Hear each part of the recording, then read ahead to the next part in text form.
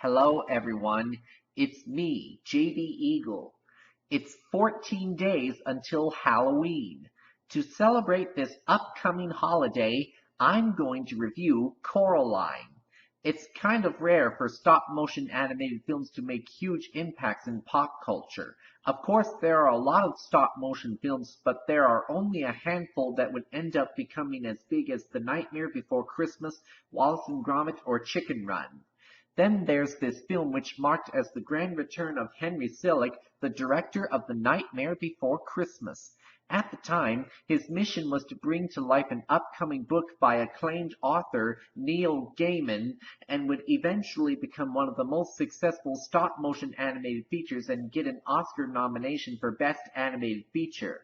Now, before I start this review, I just want to mention that I haven't read the book the movie was based on, but I am aware of the differences, like how the film added more into the story, like additional details to the characters and creating a new one with Wybie. So, now that we're entering the other place, will it present to us a dazzling world that's far more whimsical than our own, or will it make us want to sew buttons over our eyes? Let's get spooky!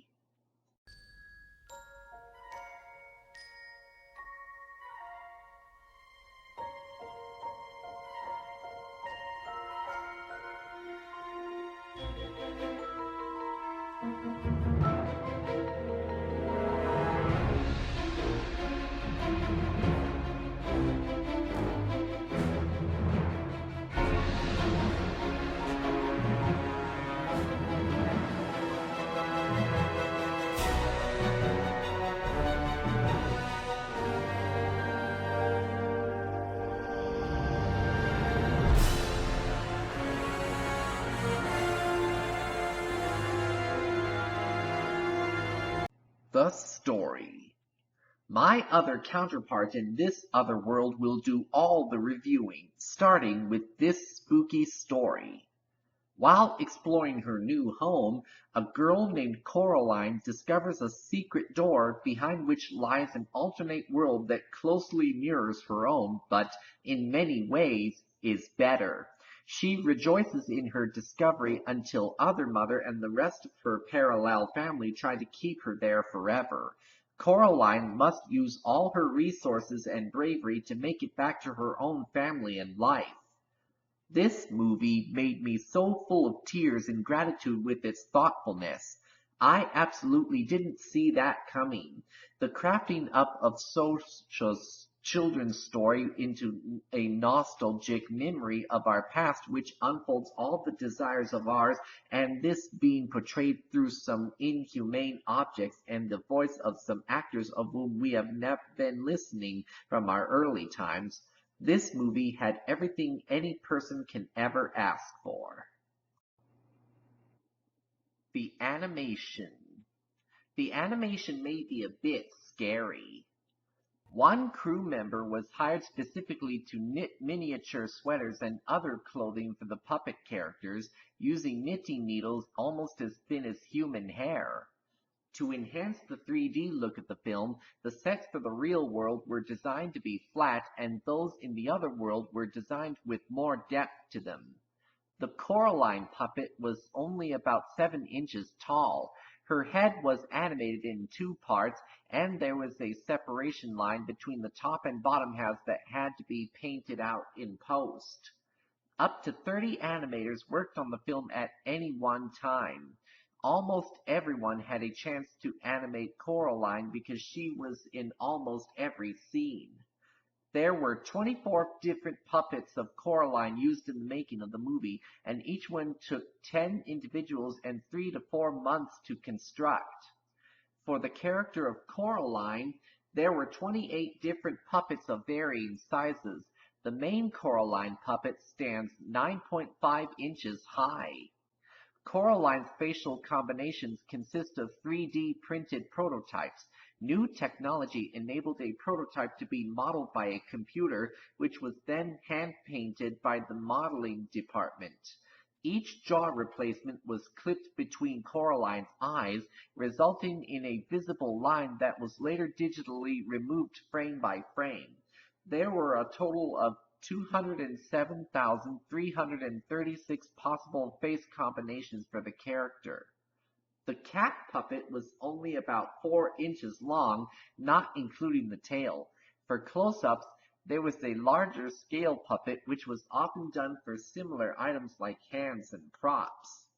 The Bobinsky puppet was so top-heavy that an extra apparatus was used to hold him in place and keep him from falling over during animation. The crew spent 800 hours painting 250,000 pieces of popcorn, pink on the outside, red on the kernel, to stand in as blossoms for the nearly 70 trees.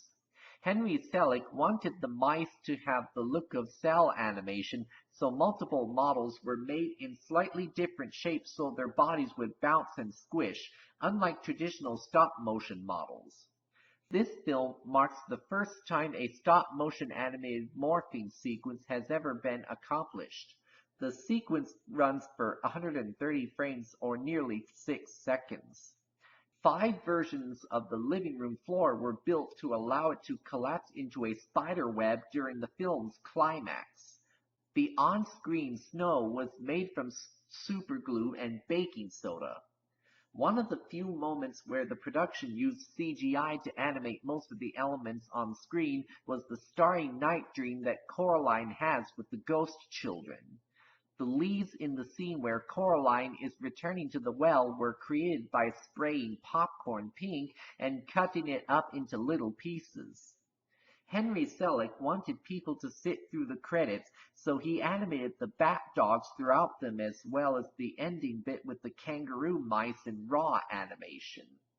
Once it was decided to animate the film, Henry Selick fought for stop motion.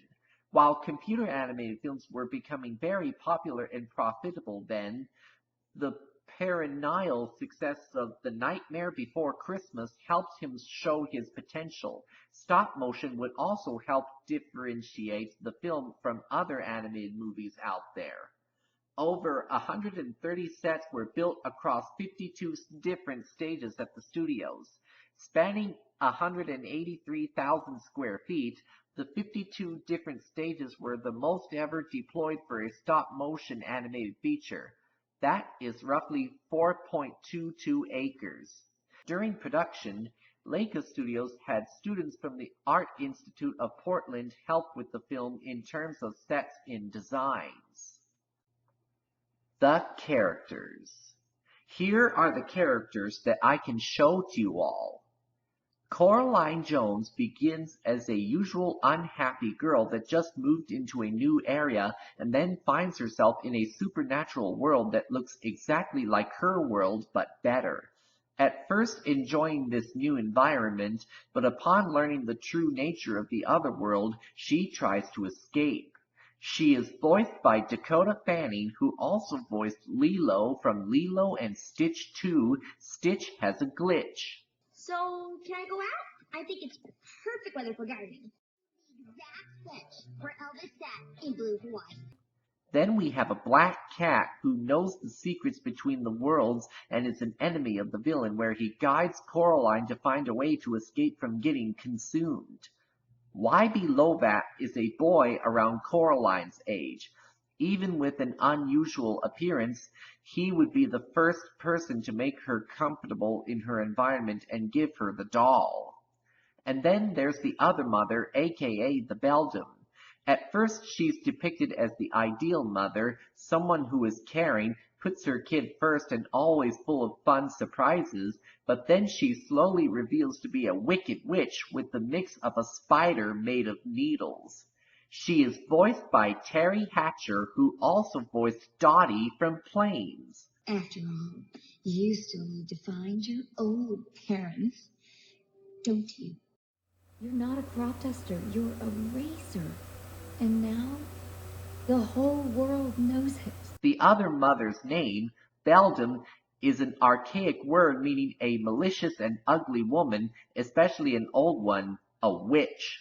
It was once traditional on Halloween night for kids to dare each other to knock on the neighborhood Beldam's door, an older woman living near them. In many stories, A beldam closely resembles a spider and lures children into her home with candy and treats, only to trap them inside a cobweb and liquefy their innards with venom. In other variations, the beldam traps kids in her home and eats them. The Spider and the Fly poem is similar to these stories. In Coraline, many of the happenings in the film are similar to these stories and that poem. Curiously, the term beldam is believed to have stemmed from belle dame, French for beautiful lady, from the fairy tale La Belle Dame Sans Mercy, which again parallels the events of Coraline. The ghost children's name for the other mother is the beldam. This is a reference to John Keats' 1819 poem La Belle Dame Sans Mercy, literally, the beautiful lady without mercy.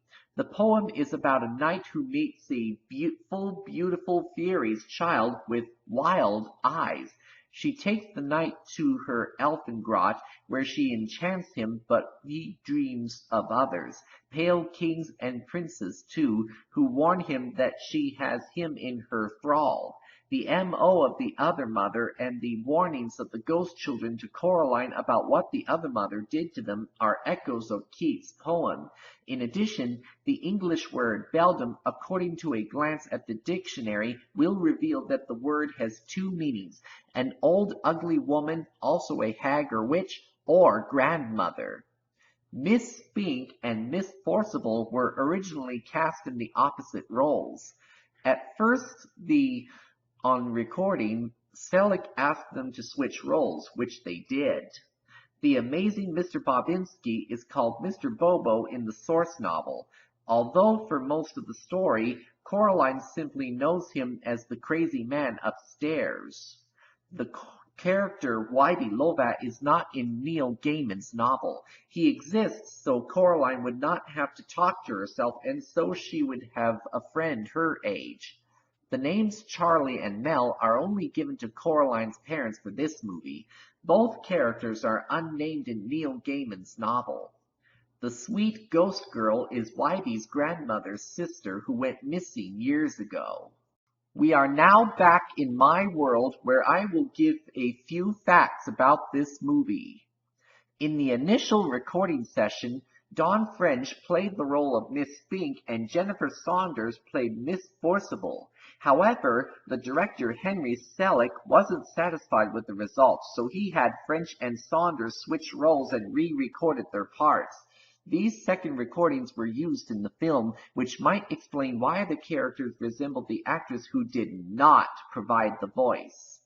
Mr. Bobinski wore the Russian Hero Medal for service at the Chernobyl nuclear disaster on April 26, 1986, which reads on the front, "Participant in the cleanup campaign." The 4A, 3C indicates Chernobylskaya nuclear power plant.